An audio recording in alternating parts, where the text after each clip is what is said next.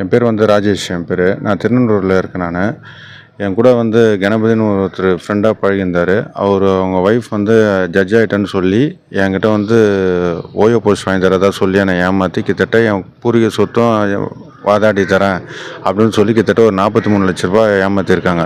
இது போலியான அரசாங்க முத்திரை போட்டு ரிஜிஸ்டர் ஜெனரல் சைனை போட்டு என்கிட்ட ஒரு போலியான ஆர்டர் காப்பி கொடுத்து அதை எனக்கு தெரிய வந்தது என்னென்னா ஃபேக்காக கொடுத்தது. நான் அதை போய் விசாரித்து பார்த்தேன். அந்த வேலை விஷயமா போய் செய்தி எல்லாம் சுற்றினா அவங்க தெரிஞ்ச அட்வொகேட் மூலிமா அங்கங்கே ஒரு 3 மாதம் ஒர்க் பண்ண வச்சாங்க. அது ஸ்ரீபெரும்புத்தூர் கோர்ட்டு, அதுக்கப்புறமா பூந்தமல்லி, அப்புறமா தாம்பரம் கோர்ட்டு, அப்புறம் ஹை கோர்ட்டு.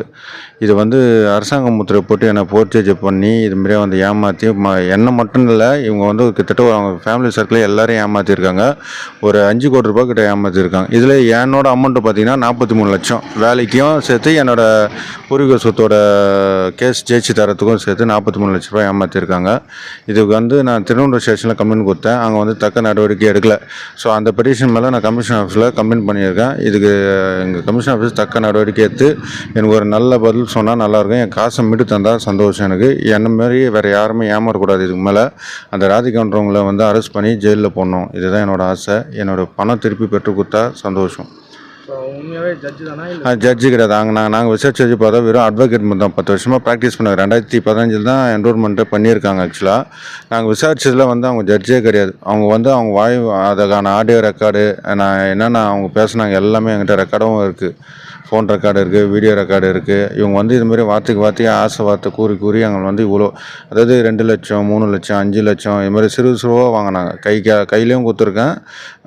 ப்ளஸ் ஜிபேயில் பண்ணுகிற அந்த ஸ்டேட்மெண்ட்டு எல்லாமே இருக்குது. எவிடன்ஸ் ஃபுல்லாகவே என்கிட்ட இருக்குது. Audio record, video record, GPay statement, அப்புறம் என்னோடய பேங்க் டீட்டெயில்ஸு, இது எல்லாமே நான் வந்து சப்மிட் பண்ணி தான் திருநெல்வேலியில் கம்ப்ளைண்ட் கொடுத்தேன். 3ஆம் தேதி கொடுத்தேன் போன மாதம். இது வரைக்கும் எனக்கு எந்த ரெஸ்பான்ஸும் இல்லாமல் இருக்குது. ஸோ அதில் தான் மேலே நான் கம்ப்ளைண்ட் பண்ணி இப்போ கமிஷன் ஆஃபீஸில் கொடுத்துருக்கேன் நான். அவங்க லோக்கல் எங்கன்னா இங்கே தான் இருக்காங்களா இல்லை தலைவர்? அவங்க வந்து அவங்க அப்பா அம்மா வீடு வந்து கெருக்கம்பாக்கம் தான். அங்கேருந்து எக்ஸாக்டாக ஒரு 1.5 கிலோமீட்டர் தள்ளி தான் அவங்க அப்பா அம்மா இருக்குது. இவங்க இருந்த வீடு பார்த்தீங்கன்னா என்கிட்ட வாங்கிட்டு தான் சொன்னாங்க. அதுவும் ஃபேக்கு. அது அங்கே ரெண்டில் தான் இருந்திருக்காங்க. ப்ளஸ்ஸு அவங்க அப்பா அம்மா வீடு வந்து தாரம்பாக்கம் அங்கே இருக்காங்க. அதேமாரியே வந்து அவங்க ஹஸ்பண்ட் இதெல்லாம் வந்து கணபதி வந்து ஊர் வந்து கள்ளக்குறிச்சி அவங்களது. அவ்வளோ